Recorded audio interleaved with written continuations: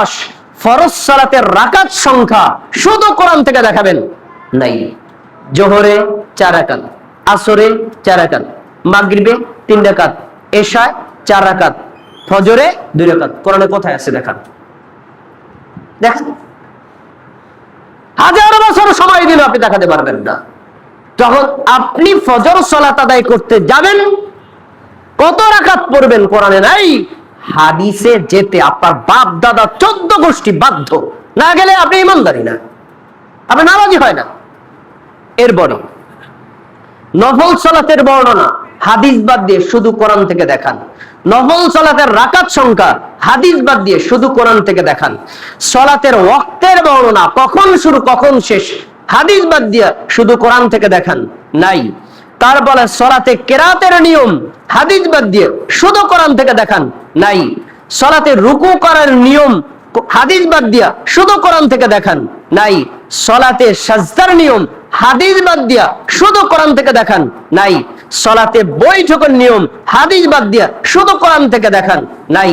জামাতে সালাত আদায় করার নিয়ম হাদিস বাদ দিয়া শুধু কোরআন থেকে দেখান, কোনদিন দেখাতে পারবেন না। এরপরে জানাজা সালাতের নিয়ম হাদিস বাদ দিয়া শুধু কোরআন থেকে দেখান নাই। ঈদ আইনের নামাজ, ঈদুল ফিতর, ঈদুল আজহার নামাজ হাদিস বাদ দিয়া শুধু কোরআন থেকে দেখান নাই। বিতের সালাতের নিয়ম হাদিস বাদ দিয়া শুধু কোরআন থেকে দেখান নাই। যাকাত আদায় করার বিস্তারিত বর্ণনা কোরআন বাদ দিয়ে হাদিস বাদ দিয়ে শুধু কোরআন থেকে দেখান নাই। মৃত মাছ হালাল, আমরা কি মৃত মাছ খাই নাকি খাই না?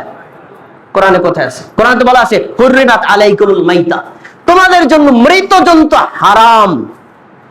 আমরা কি জানেন গরু, ছাগল, ভেড়া বিসমিল্লাহি আল্লাহু আকবার বলে জবাই করে খাই, তারপরে খাই, তাই না? মারা গেলে এটা খাই আমরা।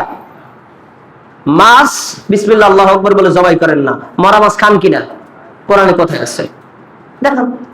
আমি হাদিস মানবো না। যদি কোরআন দিয়ে ইসলামটাকে পূর্ণাঙ্গভাবে পালন করতে পারি, কেন আমি হাদিস লাভ? কিন্তু হাদিস বাদ দিয়ে কোরআন দিয়ে একজন মুসলিমের ইসলাম কখনোই পূর্ণাঙ্গভাবে পালন করা সম্ভব না। এগুলো তার দলিল। আরো আসেন, চোরের হাত কাটার বর্ণনা হাদিস বাদ দিয়ে শুধু কোরআন থেকে দেখান নাই। দাফন কাফনের নিয়ম কানুন হাদিস বাদ দিয়ে শুধু কোরআন থেকে দেখান নাই। প্রচলিত পদ্ধতি মানবো নাকি সহিহ হাদিসের পদ্ধতি মানবো? তারা সবসময় বলে আরে বাপ দাদা যেভাবে করে আসছে ওইভাবে কবর দেবো। বাপ দাদার নিয়মে তারা কবর দিতে রাজি আছে, কিন্তু সহিহ হাদিসের পদ্ধতি দিতে রাজি না। এই হলো হাদিস অস্বীকারীদের লক্ষণ। এই জন্য এই হাদিস অস্বীকারীদের ফিতনা থেকে আমাদের দূরে থাকতে হবে। বর্তমান বাংলাদেশে যারা হাদিস অস্বীকার করায় লিড দিচ্ছে, তাদের মধ্যে কয়েকজন ব্যক্তি, এই কোরআন রিসার্চ ফাউন্ডেশনের ডাক্তার মতিয়া রহমান, তার বই পড়া যাবে না, তার লেকচার শোনা যাবে না। অধ্যক্ষ মোজাম্মেল হক, তার বক্তব্য শোনা যাবে না, তার বই পড়া যাবে না। সজল লোশন আমেরিকা থেকে অনলাইনে বহু যুবককে গোমরাহ করেছে। সাবধান, এই ভ্রান্ত কাফেরের বক্তব্য শোনা যাবে না। এইভাবে মুরাদ বিন আমজাদ নামে একজন আলেম আছে, তার বক্তব্য শোনা যাবে না। মুতাজিলা, শিয়া, হিজবুত তাওহীদ এরা হলো আহলে কোরআনের সাথে সম্পৃক্ত রাখে, বহু হাদিসকে তারা অস্বীকার করে। তাদের থেকে দূরে থাকতে হবে। এদের থেকে দূরে না থাকলে আপনার ঈমান নষ্ট হয়ে যাবে। আসুন আমরা কোরআন এবং হাদিসকে মেনে চলি, ইসলাম পূর্ণাঙ্গভাবে পালন করি। কিন্তু তাদের 20 মাগাজা স্লোগান, তারা বলেন আসুন কোরআন দিয়ে জীবন গড়ি। কত চমৎকার কথা! আসুন কোরআন দিয়ে জীবন গড়ি। হাদিস বাদ দিয়ে কোরআন দিয়ে কখনোই জীবন গঠন করা সম্ভব না। ভাইয়ের আমার, হাদিস প্রয়োগ বিদ্যা, কোরআন সূত্রবিদ্যা। সূত্রবিদ্যা কখনোই প্রয়োগ বিদ্যা ছাড়া বাস্তবায়ন করা যায় না। এজন্য যারা হাদিস অস্বীকারী তাদেরকে দাঁড় করান আর একজন নাস্তিককে দাঁড় করান, দুইজনের মধ্যে আপনি কোনো ডিস্টেন্স পাবেন না।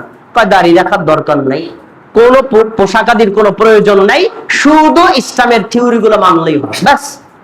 এই হলো হাদিস অস্বীকারী। এই জন্য অনলাইনে যারা সরব, তারা দেখবেন প্রত্যেক হাদিস অস্বীকারীদের সাথে নাস্তিকদের চরম বন্ধুত্ব। কেন এত বন্ধুত্ব? কারণ বাংলাদেশের জনগণ ধর্ম পালন না করুক, ধার্মিক, ধর্মকে ভালোবাসে, ধর্মের বিরুদ্ধে তারা একটা কথাও রিসিভ করে না। নাস্তিকরা ইসলামের বিরুদ্ধে বহু বিষোদ্গার করে দেখেছে, মানুষকে নাস্তিক বানানো যায় না। এজন্য তাদের থিওরি হলো, ভাই আসুন কোরআন দিয়ে জীবন গড়ি। এই কথা বললে সবাই মানবে। এই কোরআন দিয়ে জীবন গড়ার অপর নাম হাদিস অমান্য করা। এই হাদিস অমান্য করার খপ্পরে পড়েছে যারা, আলে কোরআন হয়েছে যারা, আলে কোরআন হয়েছে যারা, তারাই হয়েছে নাস্তিক।